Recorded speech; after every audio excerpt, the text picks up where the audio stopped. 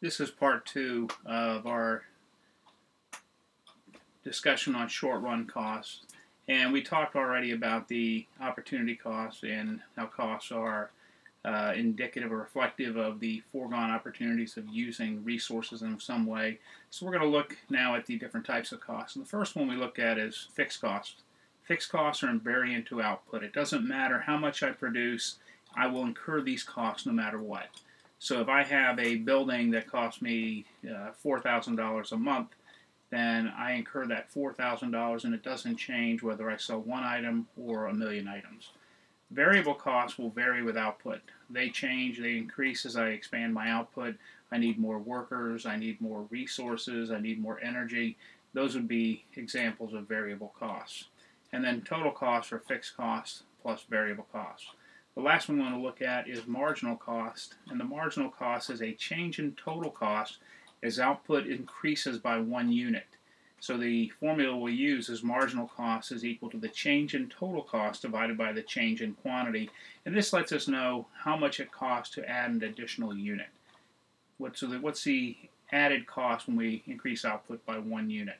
So let's start with fixed costs. In the short run, fixed costs are going to be, it's only going to be in the short run we talk about them, because in the long run all costs are going to be variable. So in the short run the fixed costs are going to be things like a building, business taxes, or some other fixed assets. And the duration of how long we consider the short run is how long before we can replace an item. So if I have a restaurant, the building in the short run is fixed because I can't really expand output as new customers come in. But as this increase in customers happens over a longer period of time, eventually I can expand the restaurant. I might buy a new building that's much bigger. I might add on to the existing building, whatever it is. That length of time would be the short run that I can't do anything. So again, we'll look at things like fixed assets, business licensing and taxes are examples of fixed costs. In the short run, again, fixed costs are not recoverable either, so therefore they're considered sunk and they're irrelevant to any decision making on output. They should just be ignored. We'll see an example of this in a second, but I cannot recover a fixed cost. Again, if I have to pay the rent whether I sell something or just shut down, I still have to bear those fixed costs. So therefore we're going to say they're sunk and they're irrelevant to any business decision I make.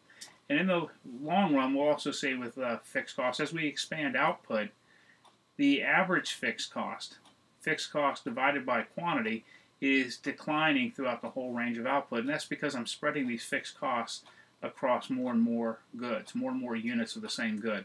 So the fixed cost, the average fixed cost of producing 1 unit is fixed cost divided by 1. When it's 1,000 units, it's fixed cost divided by 1,000. So the fixed costs remain the same. We're now dividing it by a larger number. Those fixed costs will continually decline with output.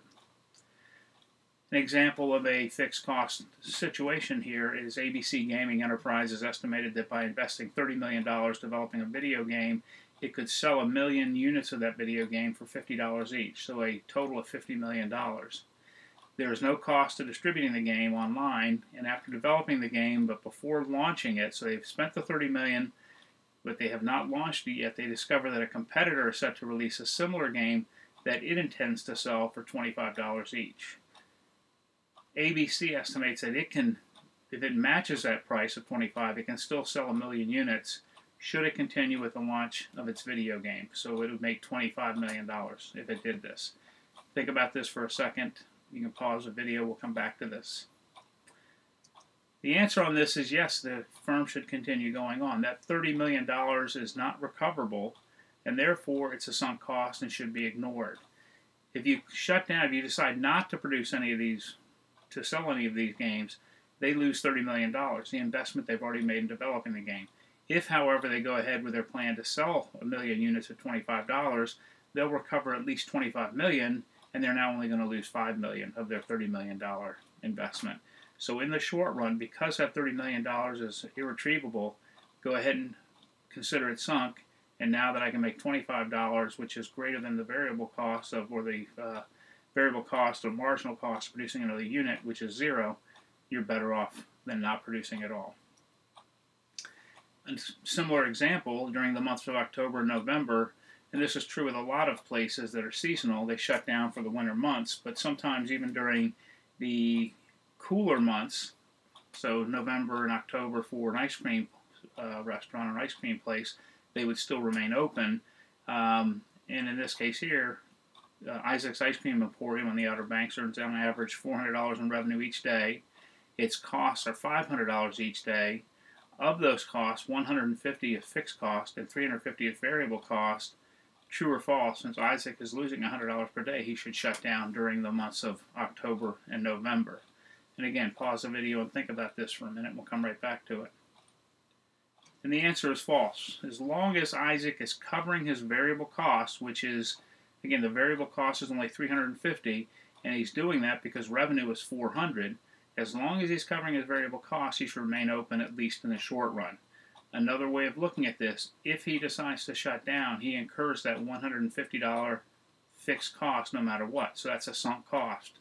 If he remains open, he is going to generate $400 in revenue. Now he's only going to lose $100. So he's better losing $100 than losing $150. He's making enough money. The $400 in revenue can offset the variable cost of $350, and he'll have $50 more to help offset those fixed costs. So again, the answer is because those fixed costs are sunk, and as long as his revenue is covering his variable costs, Isaac should remain open at least in the short run. Variable costs are costs needed to produce additional output. So something like labor, workers coming in to help build furniture, run a restaurant, run an ice cream store. The materials needed to produce the goods you're doing. So the furniture would have lumber, it would have finishing material, it would have screws and nails and glue. Those would be considered the materials that would be used. So a restaurant would be the food, it would be the beverages. Advertising for the restaurant would be an example of a variable cost, or advertising for any business would be a variable cost. And these can be avoided by shutting down. I can shut down even in the short run. I can lay people off to avoid these costs. These would be variable costs. Now, what are the variable costs for a restaurant?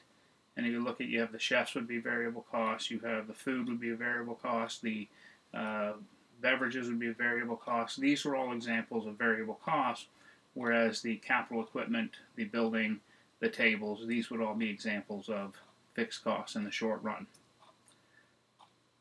Marginal costs, again, are the change in total costs as output increases by 1 unit. So we saw this when we looked at the supply curve. The supply curve represents the marginal opportunity cost of expanding output, of taking resources from some areas and putting them into whatever product this is. And so in this case here, for product number 1, for quantity 1, marginal cost is a certain amount, and then 2, it's a little higher. 3, it's even higher than that. 4, it gets higher. 5. And we can see that the marginal cost is the change in total cost as output increases by an additional unit. Now, the sum of all of these marginal costs would be the variable cost of producing 7 units of output, whatever that is. But these would be the marginal costs. If it were the constant marginal cost, all of these bars would be equal height, and that line would be a horizontal line. So the marginal cost would be, for the first unit, for the second, it would be the exact same thing. I've drawn it that they're increasing marginal cost, but it doesn't necessarily have to be an increasing marginal cost. In this example, it is. So marginal cost is equal to the total change in total cost divided by the change in quantity. We can also see that marginal cost is going to be equal to the wage divided by the marginal product of labor. We can see how I derived this equation. To the right, we have the first starts of marginal cost equals change in total cost divided by change in quantity. We've already seen that. In the short run, because fixed costs are fixed, then the only cost that would change would be variable cost. So really marginal cost is a change in variable cost divided by change in quantity. We're going to assume that the only variable cost we incur is going to be labor. So therefore it's the wage times the change in the number of workers we hire. We're going to assume the wage is fixed, that I can hire as many workers at that wage. So wage times the change in labor divided by change in quantity. Now, change in labor divided by change in quantity might look familiar to you. If we inverted that, this would be change in quantity divided by change in labor. That would be the marginal product of labor. So we can say marginal cost is equal to wage divided by the marginal product of labor. We will see in a subsequent video why this is an important equation, an important concept to understand. So if marginal cost is equal to wage divided by marginal product of labor, then the change in marginal cost divided by the change in wage is going to be positive. If the wage increases, then obviously marginal costs are going to increase. More importantly, though, marginal cost is going to be inversely related to the marginal product of labor. The change in marginal cost divided by the change in the marginal product of labor is going to be negative. As the marginal product of labor goes up, the change in marginal cost has to go down. So another example, XYZ Manufacturing Company's total cost producing 6,000 controllers is $210,000. When it increased production to 6,200 controllers, its total cost increased to $215,000. What was the marginal cost of producing the 6,000 and first controller to the 6,200th controller for this company? Again, the change in total cost divided by change in quantity. Go ahead and pause the video and try to calculate this answer. So the change in total cost is going to be $5,000. $215,000 divided by minus $210,000. All of that divided by 6,200 minus 6,000, or 200. So 5,000 divided by 200 is equal to $25, and that's the marginal cost of producing those last 200 controllers. That's the end of the part 2 of this video.